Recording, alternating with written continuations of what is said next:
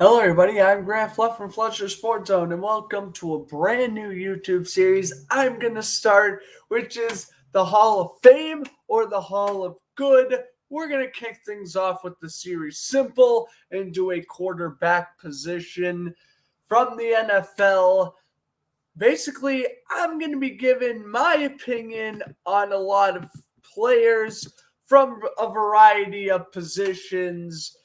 Do they belong in their Hall of Fame for their sport, or do they not? Again, we're just starting things off simple. We'll do quarterback edition. I plan on also doing a running back and wide receiver position for the NFL, NHL goalies, and MLB pitchers. I do plan on doing other stuff from this series moving forward, but for now, again, this is my first run.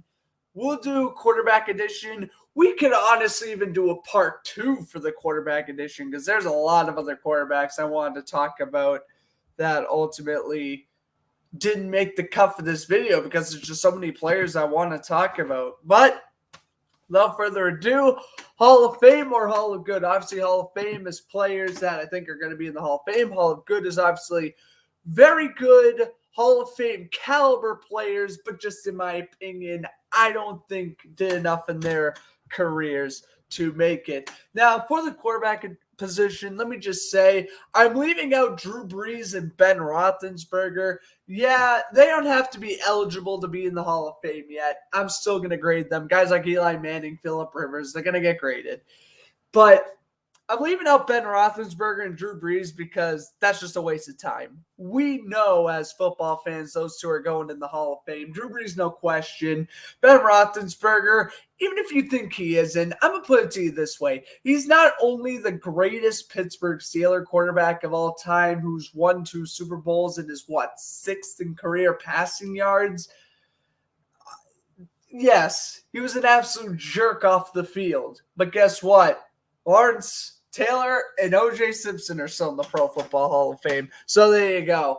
Moral of the story, Ben Roethlisberger will be in there one day despite his character issues. All right. Let's begin. Okay, first off, we have Joe Theismann. So we're going back to the 70s and 80s here. Theismann, believe it or not, was drafted by the Miami Dolphins back in 1971. But Don Shula rolled the dice with Brian Griese instead. Griese's in the Hall of Fame where Theismann isn't, which I think is kind of mind-boggling. I'm not going to lie to you. Joe Theismann, in his regular season career in 167 games, 77-47, over 25,000 passing yards, 160 career touchdowns, and a plethora of awards. He also had a career completion percentage of relatively high. Completion percentage of 56.7, passer rating of 77.4. So let's take a look at the talent he had around him. John Riggins was his main running back. The Hogs as his offensive line, and he was throwing to guys like Gary Clark and Art Monk. That's not terrible, to say the least. His accomplishments, 2 Pro Bowls, 1 All-Pro, 1983 League MVP. He was the starting quarterback when the Redskins defeated the Dolphins in Super Bowl 17, 17, when they beat the Dolphins in 82. He also won the Walter Payton Man of the Year Award in 1982. This guy wasn't a starter for the first 2 years of his career. He was a backup to Billy Kimmer in 74 and 75. In 76, he started getting some starts. And really in year 4 of being a starter in 1979 is when he broke out. Over 2,700 yards and 20 passing touchdowns. Go on to make the Pro Bowl in 82 and 83. The All-Pro season was in 83, where the Redskins went 14-2 that year. 23 touchdowns to 9 picks, 3,714 yards. And again, that's in 1983. That's so bad. Again, he had a pretty good career up until 1985, where, of course, he suffered that major leg injury on Monday Night Football where Lawrence Taylor went in for the sack. So, ultimately, does Joe Theismann deserve to be in the Hall of Fame, or does he continue to, I guess, gets dishonored when it comes to quarterbacks who should be in the Hall of Fame? This is tough because he had a long enough career despite the career-ending injury. He was in his, well, my computer can stop being silly here. He was in his 11th NFL season, it looks like, when he suffered that gruesome injury. There's a good chance Theismann, if he continues to play after 85, he's retiring in 86 or 87 anyway. So I don't think that plays much of a factor there. Then you're looking at about probably a touchdown to interception ratio of probably 185 touchdowns to 100 and maybe 50 interceptions, which isn't necessarily terrible. He did play, and he was really dominant in the late 70s and early 80s. You can make an argument for Theismann. I thought for a while that he would be just enough to sneak into the Hall of Fame, but I think after further review, even with the Super Bowl and MVP, he just misses out. Now, to say Theismann, you could. Now, here's the thing. When I'm thinking of Hall of Fame quarterbacks, I'm thinking, who are the worst of the worst? And to me, that is Joe Namath and Troy Aikman. So whenever I'm trying to compare quarterbacks who belong in the Hall of Fame, I'm trying to think, would I pick that player over those two? Maybe Theismann over Namath. I definitely think I would take Troy Aikman over Theismann. Again, maybe with a few extra touchdowns, staying healthy, maybe one or two more Pro Bowl appearances. I'd probably say he makes it, but safe to say, maybe Theismann will make it one day, but safe to say, I don't think he will. At least when I say I don't think a player's going to make the Hall of Fame, I'm saying, is he going to be waiting for 20 plus more years at this point? And Theismann, if he retired in 85, or I guess last played in 85, that means he'd be up for eligibility since 1990. And I can guarantee you Theismann's been up for eligibility before. It's just he must have not gotten enough votes to get in or enough consideration. And as the game goes further and further down the road, and when you have other quarterbacks retiring in the future, some who have already retired, like Ben Roethlisberger, like Drew Brees, who are shoo-ins, guys like Tom Brady, Aaron Rodgers, those guys are going to be shoo-ins once they retire. Of course, I'm only doing retired players. We can't go into the Matt Ryan, Russell Wilson, Matthew Stafford, Joe Flacco debates, but at least for this series, maybe I'll do one for active players later on. But for right now, I just want to focus on retired players. Theismann, a great career, but Hall of Fame worthy, just misses out. He's like right there. I mean, I probably should have done this in a tier list, would have been a cooler idea. I could have been like guys who were like lock-ins, like should have been in like years ago, guys who like might be in within like 15 to 20 years, guys who will get in over 20 years, and then guys who just simply will never make it in. Theismann's one of those guys where it's just going to have to be such a weak ballot for the old class, basically. Will he get in? Probably not for a long time. Now, again, all these guys are Hall of Fame eligible. So I just want to make that clear. But enough of me rambling. You guys know what the series is about. Let's move on to Donovan McNabb. This is a very interesting one because he is more of a newer one. He would be part of the new era Hall of Fame class if he was to get inducted. He's already been nominated a few times. Great regular season record of 98-62-1, 234 career regular season passing touchdowns, along with over 37,000 yards and 6 Pro Bowl appearances. Two things glare out to me here.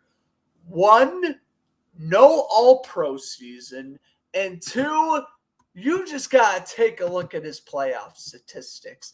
9-7 record, a completion percentage of just 59.1, 24 touchdowns to 17 interceptions, a plethora of NFC Championship game losses, and of course, the ultimate game where Super Bowl 39 against the Patriots, if McNabb and the Eagles win that game, McNabb is likely in the Hall of Fame. But of course, the Patriots won 39, 24-21, and therefore that kind of tarnished McNabb's legacy. Suffered a major leg injury in 2006, and despite making the Pro Bowl, what was that, I think 2009, he still wasn't the best. He wasn't, basically after that injury, he wasn't the same quarterback. Spent 2010 in Washington, played awful. Spent 2011 in Minnesota, played awful. Retired after the 2011 season. Obviously, I could care less about his time at Washington and Minnesota here. I only care about his time in Philadelphia. I know McNabb has said previously he's a lock-in for the Hall of Fame. And I get when you're a great quarterback and you're a 6-time Pro Bowler, you're going to have that confidence that you're going to be shooting for the Hall of Fame. He's not first ballot. He's about 5 years past that now. McNabb probably will get in the Hall of Fame, but again, we're talking 15, 20 years down the road probably. The Eagles are a big market, which helps him out, but alas, I personally wouldn't put him in the Hall of Fame. I would probably put McNabb ahead of Theismann, but even really Theismann with a Super Bowl and an MVP, most would probably put Theismann ahead of McNabb. Also, Theismann played in a more run-heavy era. Not trying to really compare these quarterbacks, but I guess I would say right now my order would be McNabb and Theismann. But McNabb does not get the Hall of Fame on my vote, although he will most likely get it in due time. All right, moving on now to Ken Anderson, former Bengal quarterback. He only played with the Bengals, if I'm not mistaken, 1971 to 1986. He won the 81 MVP, 4 Pro Bowls, 1 All-Pro, made a Super Bowl, lost that Super Bowl, 1975 Walter Payton Man of the Year award. So basically, yeah, he's remembered for being the greatest Bengals quarterback ever. The greatest Bengals quarterback ever. Maybe Joe Burrow passes that 15 years from now. We'll see. But Anderson, I didn't put Boomer Esiason on this list again. Maybe we'll put Boomer Esiason on here for part 2. But one of 2 Bengal QBs to ever win an MVP is Anderson. 81 MVP season mainly sticks out here, and that was when he was a year in the league. But he also led the league in passing yards twice. Made the Pro Bowl in 75, 76, 81, 82. His MVP season in 81, Bengals won 12-4. He completed 300 passes for 3,754 yards, 29 touchdowns, 10 picks, a TD percentage high of 6.1, the highest of his career. That also led the league this year. He also had a career regular season passer rating of 81.9. He also led the league in passer rating 4 times in his career, all of which well over 90. So Ken Anderson was an absolute stud back in the late 70s and really early 80s. He just had those 5-6 years of dominance. He was a great game manager quarterback who never really had much weapons. I mean, you want to talk about Ken Anderson weapons. You're talking about Bob Trumpy and Chris Collinsworth, essentially. Yes, that Chris Collinsworth who commentates Sunday Night Football. Yep, he was once a receiver for the Bengals back in the 80s. But, yeah, I mean, we're talking about that and Bob Trumpy as his 2 main targets while in Cincinnati, unless someone else is just completely blanking my mind. But Anderson, in my opinion, he put Steve Wyche on the map, made him a pretty good head coach in the late 80s. I think Anderson deserves to be in the Hall of Fame. I've been banging on the table for Anderson to be on the Hall of Fame for a while. I think it's time he does get that honor. He's 73 years old. Come on. When are we not going to recognize this guy? 197 career passing touchdowns, over 32,000 passing yards, with the Super Bowl appearance, with an MVP. Kind of in the Theismann area there with that one MVP and that one Super Bowl appearance. He had more Pro Bowls than Theismann, though. 4 instead of 2. And ultimately, he is probably the greatest Bengals quarterback ever. Again, maybe Joe Burrow passes that in 10, 15 years, but it's going to be a while before he passes Ken Anderson. I would say, first one in this video, Ken Anderson should be in the Hall of Fame and does make my Hall of Fame.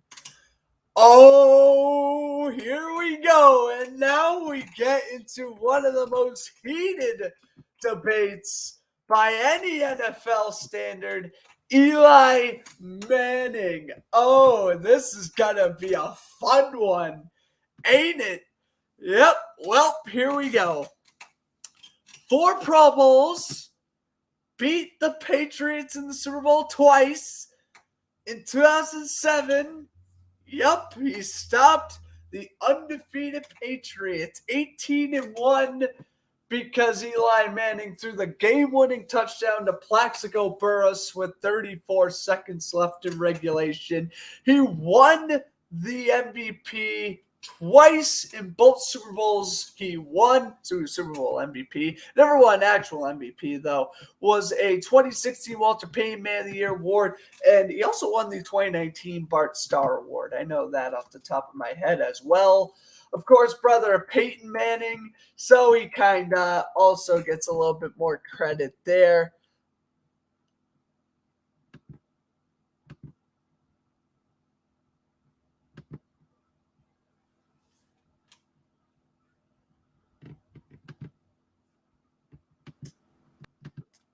That is so interesting. I think I blanked out for a second. I don't know what the deal was there. But anyway, we are back. So, like I was saying, Eli Manning was the,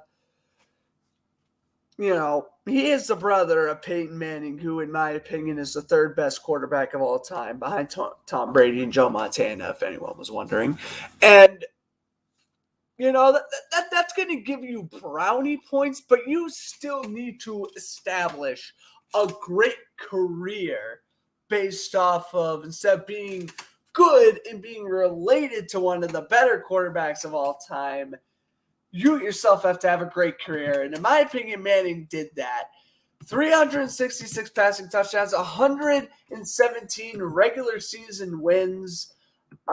He had a career passer rating of QB rating of, it doesn't say. That's interesting.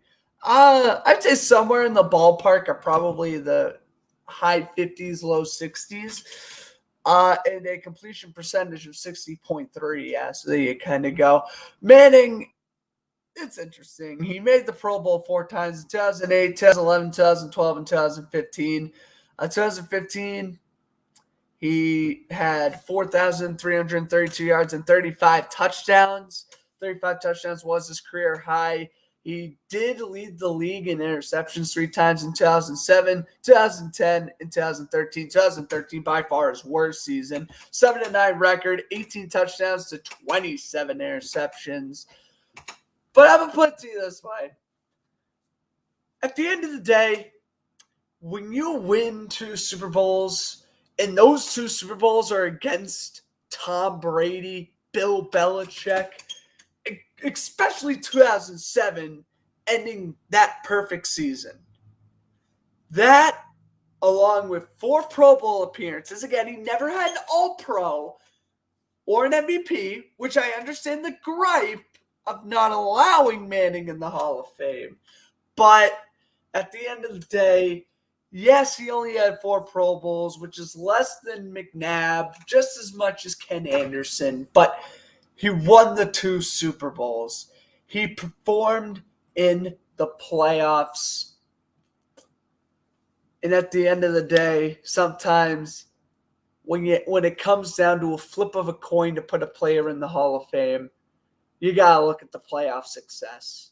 And Eli Manning, again, other than 2007, 2011, he had pretty mediocre stats in the playoffs. But it is those two playoff runs that just, oh my God, he's standing right on the finish line. Am I going to yank him back or pull him forward? I'm going to pull him forward. Eli Manning is in my Hall of Fame. I would like to see Ken Anderson in there first. I will not lie. But Eli Manning's going to be in the Hall of Fame. Will he be first ballot? I guess that's a whole separate debate. He might be. He may not be. He actually probably won't be. We'll get to know in 3 years when he's up for eligibility. But Eli Manning is in the Hall of Fame. Yes, it's because of 2007. And I know grading a player being in the Hall of Fame off of one or two very important games is very controversial. I understand that. But again, it's not like he won 2 Super Bowls and did nothing the rest of his career. We are talking about a guy who made 4 Pro Bowls, who was a very consistent quarterback throughout the entire 2010s, disregarding 2013, like I mentioned. That was by far his worst year. But like 2014, very solid season, 4,410 yards, 30 touchdowns to 14 picks. Let's take a look at even 2018, when he was, 36 at that point?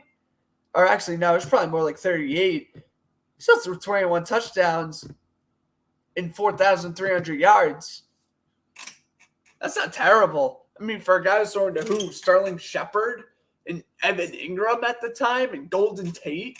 Like, come on, that's not bad. Eli Manning gets the Hall of Fame in my book, just because other than 2 Super Bowls, he did have a lot of really good seasons. Oh, this one absolutely infuriates me. Yeah, spoiler alert, Daryl Lamonica is in my Hall of Fame, and this just absolutely ticks me off because he passed away last month. And he was one of the guys who, when I knew I was making this video, he was one of the guys I knew automatically I was going to talk about.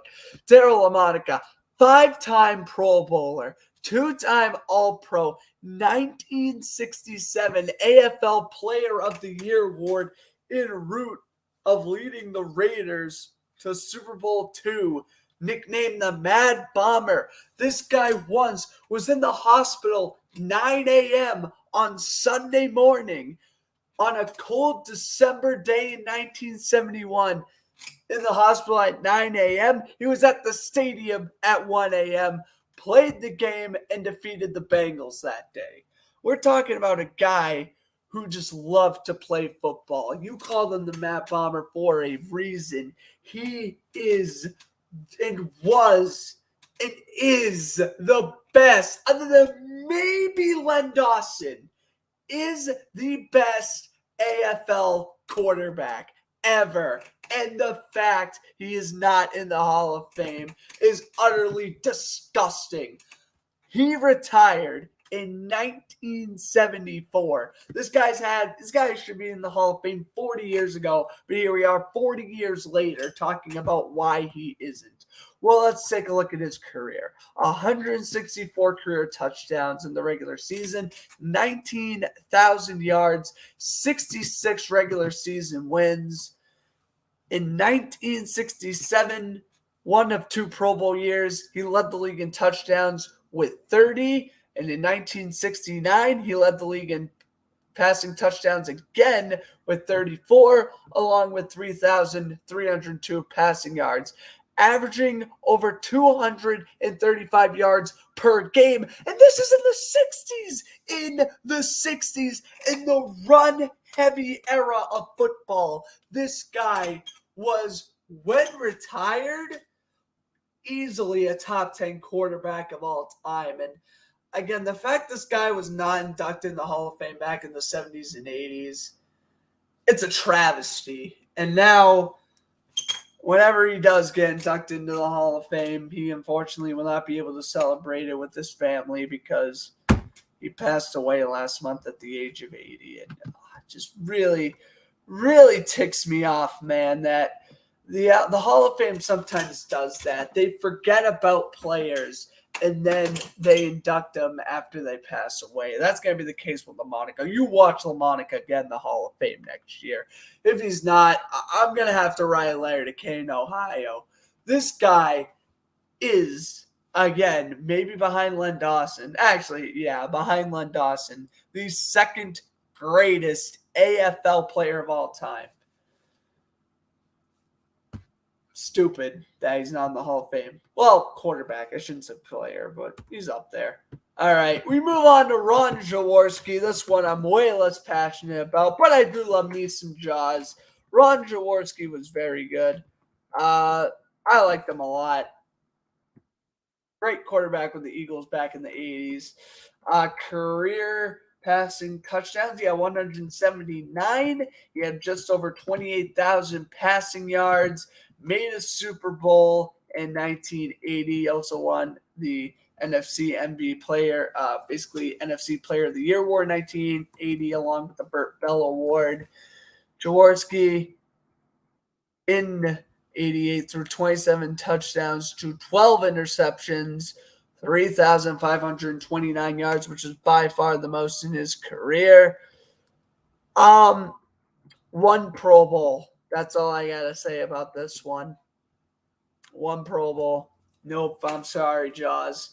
Great quarterback. I'm pretty sure he's in the Eagles Hall of Fame. If he's not, he definitely should be. But in terms of Canton, Ohio Hall of Fame, I'm going to have to say no. One of my favorite quarterbacks from the 80s, no doubt about it, Ron Jaworski. One of the reasons why I really do like the Eagles. But alas, I just can't go with it. I got to say no on Jaworski. And that hurts me to say. Him, Wilbert Montgomery, and Harold Carmichael. Fantastic starting three there for the Eagles. Is my internet good? Hold on. I'll be right back. I am streaming this on StreamYard, by the way. All right. Here we go. Is that better? That might be better. So just to recap, I don't know how bad my thing was lagging for, but just to recap, Theismann, no Hall of Fame. McNabb, no Hall of Fame. Ken Anderson, Eli Manning, Daryl Lamonica, Hall of Fame. Ron Jaworski, not Hall of Fame. Let's continue to Michael Vick, your brand new fan-controlled football league player. He literally signed with the fan-controlled football league like 10 hours before I'm filming this video. He's making his debut next week on the May 28th, next Saturday. I want to commentate that. We'll see. Maybe we will. But anyway, Michael Vick. In terms of passing-wise, he won 61 games in the regular season, over 22,000 passing yards, 133 touchdowns to 88 interceptions. In terms of rushing yards, yes, this is a player where I will be pointing out his rushing yards. Simply phenomenal. 873 carries for 6,109 yards and 36 touchdowns. Longest run ever, 61 yards. Wow. Just wow. The guy was simply incredible when it came to on the ground running. He made 4 Pro Bowls, won the 2010 Comeback Player of the Year award. Here's my thing on Michael Vick. And again, I know guys like O.J. Simpson and Lawrence Taylor in the Hall of Fame, and they aren't nice guys on the field. Ben Roethlisberger will be in the Hall of Fame. He's another non-nice guy off the field. But those guys didn't put animals at risk. And that's what Michael Vick, I think, knew what he was doing was wrong, but he just did it anyway. And he obviously, when he got caught and dealt with the suspension, he learned. And I give Mike Vick a lot of credit. He learned from his mistake. He apologized, and now he is a great help towards dog communities. But 2007 to 2008, man, serving that 2-year suspension, I can't put Vick in the Hall of Fame. I know it's tough in terms of talent, He's right on the border. He maybe doesn't have the statistics to be in the Hall, but he has the talent to be. But again, due to his suspension, I can't put him in the Hall of Fame. If he did got in one day, I wouldn't be upset. I would understand, and I would appreciate the fact that he is a phenomenal player. But in terms of what he did off the field, I think this is one of those few instances where it's frowned upon, and it's not going to get him in the Hall of Fame. Vick, his first year of eligibility was last year, and I didn't even see him up for the ballot. He should be up for ballot. I just hope he's not banned from the Hall of Fame for life, although he very well may be. But in my brutal opinion, I can't give Vick a Hall of Fame spot. Moving on to John Brodie. Back to the 70s we go. So for all you youngins out there who want to just get to my Eli Manning, Michael Vick, and Phillip Rivers takes, hold on. We got to get there first. John Brodie with the 49ers. 214 touchdowns, 224 picks. 174 regular season games, made 2 Pro Bowls, 1 All-Pro, 1970 MVP, and 1965 Comeback Player of the Year. He also so in his 2 Pro Bowl seasons, he led the league in passing yards and touchdowns and completed passes. Longest he threw in a season was in 65 with 3,112 yards and 30 touchdowns, which was his career high in the passing touchdown category as well. And considering he was in the late 60s, he only led the league in picks once. That's honestly not that bad for a quarterback, a deep passer in that era. For Brodie, man, though, this is a tough one because, again, on the surface, he has better statistics than guys like Joe Theismann and Daryl Lamonica. He does have an MVP to his name. He doesn't have a Super Bowl appearance, but he does have an MVP. He does have an All-Pro. He does have a Comeback Player of the Year, and he has well over 200 touchdowns, which is good. That's what I look at in a quarterback. But for me, man, maybe makes it in a long time from now. But considering he's been waiting since when did he retire? I think 73. Yep, 1973 is when he retired. Yeah, the fact that he's been waiting since then is just the call to Kane is looking very unlikely. Moving on to Steve McNair, at least a more modern day player, played 95 to 07, tragically passed away on the 4th of July back in 2009. 3-time Pro Bowler, co-MVP with Peyton Manning in 2003. In that 03 season, Titans went 10-4. He went 10-4 through 24 touchdowns to 7 interceptions, 3,215 yards, which was a career high for him. Actually, was the second best. His career high was in 1998 with 3,228 passing yards. McNair's most iconic game was the 99 wildcard round, Titans-Bills, the Music City Miracle. Though McNair had absolutely nothing to do with that play in particular, he played great all afternoon leading up to that kickoff.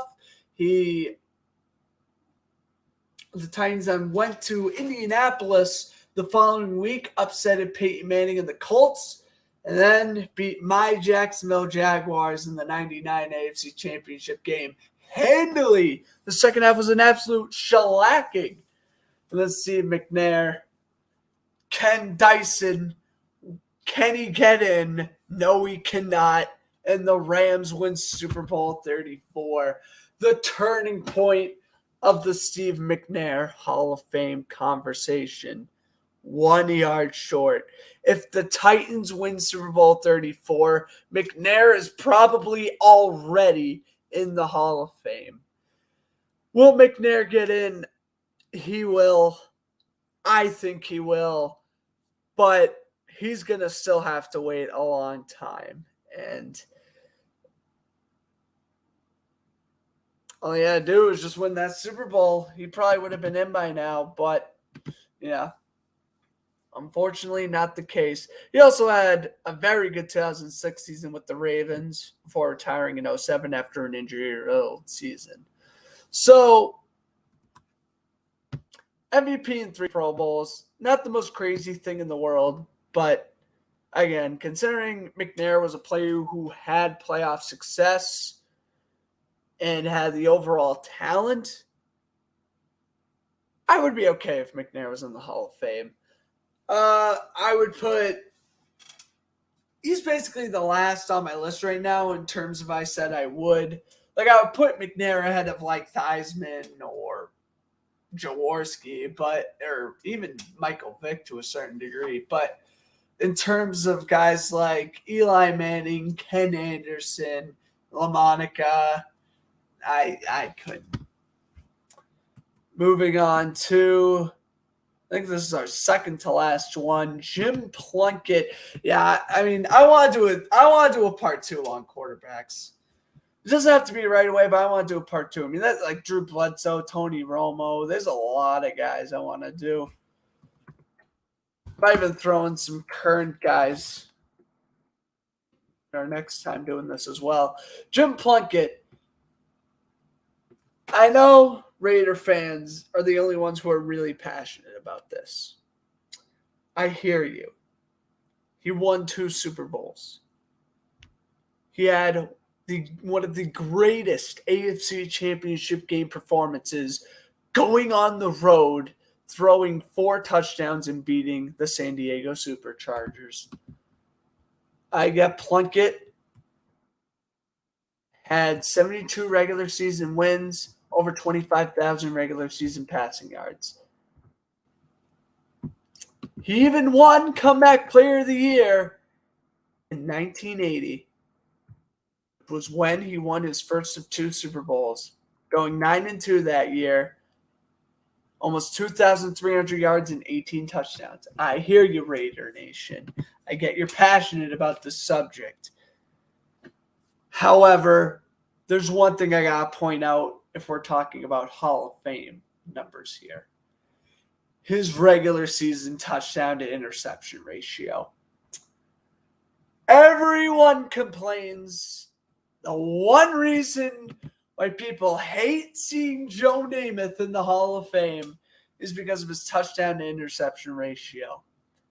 And the one thing I'm going to hate about seeing Jim Plunkett, if he ever gets into the Hall of Fame, is his 164 touchdowns to 198 interceptions.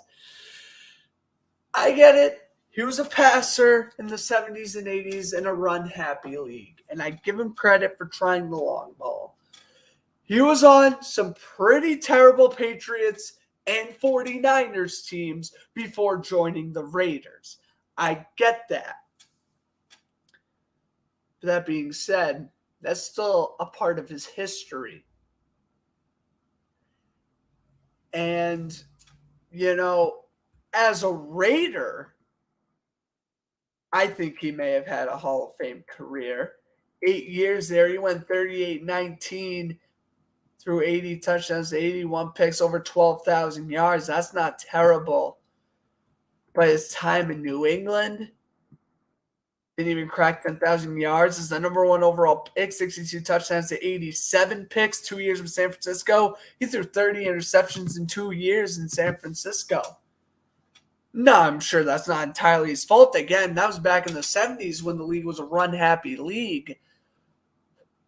But for me to put Plunkett in the Hall of Fame, he was one where I was making this list. I thought he had a better touchdown to interception ratio than that. In fact, when I was putting this list together, I first thought Plunkett was going to be in the Hall of Fame because I kept on hearing the Raider fans, Plunkett was amazing in the playoffs. You remember in 1983, he threw a 99-yard touchdown to Hall of Fame receiver Cliff Branch. I hear ya. He's handing off the ball to Marcus Allen. And again, by far his best career game, 1980 AFC Championship game against the Chargers. I hear ya. Raider Nation, I hear ya. But I was going to do a very corny, just throw touchdowns, baby. You know, Al Davis, just win, baby. I was going to say to Jim Plunkett, just throw touchdowns, baby. Because that's all he needed to do. If he had 200 career touchdowns to 198 picks, that's still very close. But guess what? That's still more touchdowns than picks. I'll just quickly take a look at his playoff stats. And this guy was a playoff performer. 11 touchdowns, 12 picks.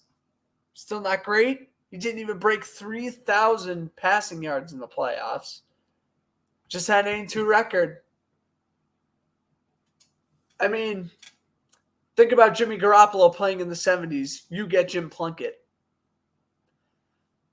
So whenever the next time I hear a Raider fan say Jim Plunkett should be in the Hall of Fame, I'm just going to say this. Imagine the current San Francisco 49ers back in the 70s and 80s with Jimmy Garoppolo as their quarterback. And they win 2 Super Bowls. And Garoppolo wins a Comeback Player of the Year award. Well, then you get Jim Plunkett. And I'm sorry, I don't think Jimmy Garoppolo's a Hall of Famer. And looking at Jim Plunkett's statistics and footage I've seen of him, I can't do it. And the Hootie Gra, the last one of the video, the one that is, other than Michael Vick for obvious reasons, and maybe Eli Manning, the most controversial one. I think Philip Rivers is the most controversial one. He still has 3 more years. Actually, 4. I lied. He has 4 more years before he's even eligible. But we're going to settle this debate right now. Philip Rivers, 134 to 106 career regular season record. 63,440 regular season passing yards. 421 career touchdowns. Best for 6th all time. 209 picks. That's not terrible. 2013 Comeback Player of the Year award. 8-time Pro Bowler. This man went 14-2 as a starter. In his first year as a starter, 14-2. LaDainian Tomlinson breaks the touchdown record. But the Chargers lose to the Patriots in the divisional round. But don't worry. In 2007, the Chargers are back, 11-5 record. Philip Rivers, 21 touchdowns. Philip Rivers plays in the AFC Championship game with a torn ACL against the undefeated New England Patriots. Loses, but my God, one of the most charismatic games in NFL history. You want to talk about a great performance? That was Philip Rivers on that day. 2010, 30 touchdowns to 13 interceptions, 4,710 passing yards, the most in his career. 2013, makes the Pro Bowl, wins Comeback Player of the Year, leads the league in completion percentage with 69.5. Makes the Pro Bowl in 2016, 2017, and 2018. Remember that 2018 season? The Chargers went 12-4 out of nowhere. They were 1 game behind Kansas City for winning the division that year. Lost to the Patriots in the divisional round. He signs a 1-year deal with the Indianapolis Colts in 2020. One last shot to win a ring. The Colts, they make the playoffs on the last day of the season 11-5 record. Rivers at 39 years old with a great touchdown to interception ratio of 24-11, 4,169 passing yards, lose to Buffalo in the wild card game. You see the trend. One of the greatest regular season quarterbacks of the 21st century. But one of the worst quarterbacks in the 21st century in the postseason. But with that being said, when you are in the top 10 all-time in passing yards, when you throw over 400 passing touchdowns, when you make 8 Pro Bowls, when you make the playoffs 7 different years, and actually throw for almost 3,000 yards and 16 touchdowns in said games, it's not too bad. I know most YouTubers think Phillip Rivers is not a Hall of Famer. But for me, you can debate a while. Phillip Rivers in the Hall of Fame.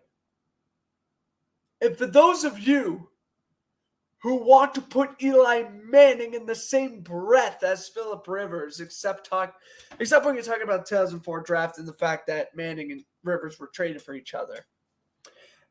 If you're trying to compare careers, stop it. I'm going to tell you this. In terms of a winner, Eli Manning had the better career. But in terms of the talent, in terms of the toughness, in terms of the consistency, Phillip Rivers wins, demolishes Eli Manning in every single category but Super Bowls. I just want y'all to remember that Phillip Rivers is making the Hall of Fame, is a first ballot Hall of Famer, and an all-around better football player than Eli Manning or any of the other QBs that were on this list. Ladies and gentlemen, I have spoken.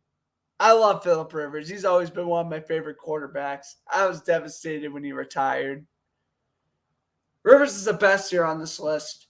I guess real quickly before I head out, I can list them. Hold on, let me actually list them. That's actually a good idea. In terms of being in the Hall of Fame and not, we're going to actually do this. This is actually a really good idea.